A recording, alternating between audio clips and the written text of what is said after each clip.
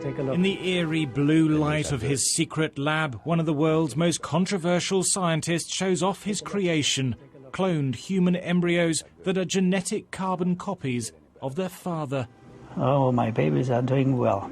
They look beautiful. Filmed for a TV documentary, Dr. Panagiotis Zavos implants 11 of the embryos in 4 women, one of them British, in the hope of producing the first cloned human being.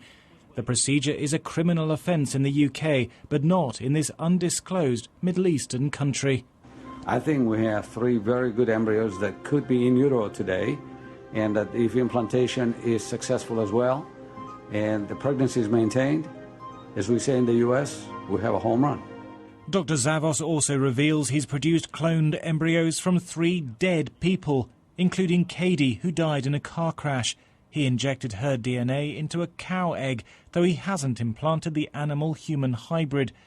British scientists have condemned his work as reckless. Cloning of animals, such as Dolly, has shown the technique carries risks of severe congenital abnormalities. I find it A, incredible, and B, disgusting, because he's sowing false hope to begin with. So the individuals who are involved in this experiment, and that's what it is, an experiment, may well not realise that the outcome is almost certainly going to be negative. And to put couples through that, in my opinion, is unethical. Dr. Zavos adapted a standard cloning technique for his human patients. He first took an egg from the mother and stripped out the nucleus containing 99.9% of her DNA. He then took a skin cell from the father and extracted the genetic material. That was injected into the empty egg and given a jolt of electricity to form a cloned embryo. Within a matter of days, the embryo would have grown into a ball of 32 cells, which Dr. Zavos implanted into the mother's womb.